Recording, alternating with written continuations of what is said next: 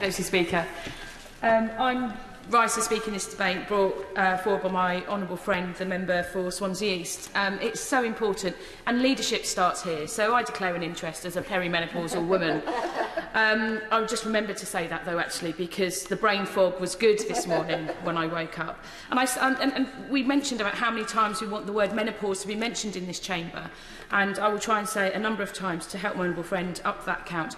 But also I want to say the word spatula, because I couldn't remember what it was called, and that's when I first started to Google memory loss and dementia.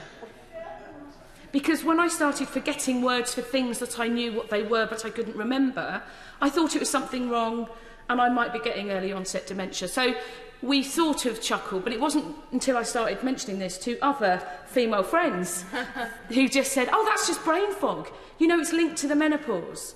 And so I wanted to come in to raise a number of points that have already been raised around misdiagnosis, and we've heard about the 41% of medical schools offer no mandatory menopause training.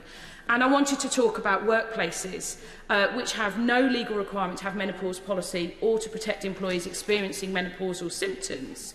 But actually, when I mentioned this in my WhatsApp group on my 40-minute train journey into Parliament this morning, I've had more lived experience in those 40 minutes. So the speech is going down, and I'm just going to read you some of the responses I had. Please talk about the fear of dementia. I am so struggling with brain fog now, and know now that I need to go on HRT, but so many women struggle with postcode lottery with HRT. Great to see such an important topic being discussed with such importance. Ironically, I've got my call with the doctor today about HRT. One symptom I didn't think I mentioned, paranoia. I was convinced myself my husband was having an affair for about 7 months.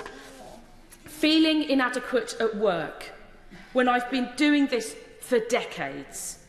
I have days where I can't seem to find clarity or lift my mood. If my GP tried to put me on antidepressants, I would list all the life experiences I've had without them and insist on a second opinion. I feel strongly that we need to treat the cause, not the symptoms. I've had 3 years of worrying myself sick that I have cancer, numerous unpleasant, stressful and invasive tests, and only now, when I ask, could all these symptoms be menopause, do they think? Numerous GPs, a urologist and a gynaecologist, FFS. I might mention how I've knackered my Achilles tendon. That's the likely consequence of the menopause, because tendons are affected due to lack of oestrogen, and we've heard about osteoporosis. And one of my final comments from my friend, she says, my long-term strategy is education for the medical professionals and society. We are literally provided with sex ed, but it stops at that. Too many women feel lucky if their doctor knows their stuff on this. Yeah. The amount of women who leave employment because they aren't coping with symptoms. We are financially, physically and emotionally penalised because of a hormone deficit. I'm seriously considering leaving work.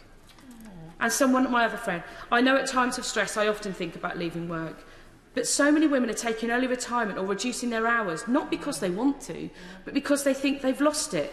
Menopause needs a myriad of support beyond HRT. And the final comment.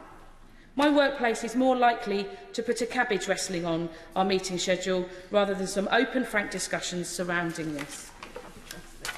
So I just want to say, for Trish, Sarah, Kaz, Liz and Helena, and for women around our country, viva the menopause revolution. Yeah.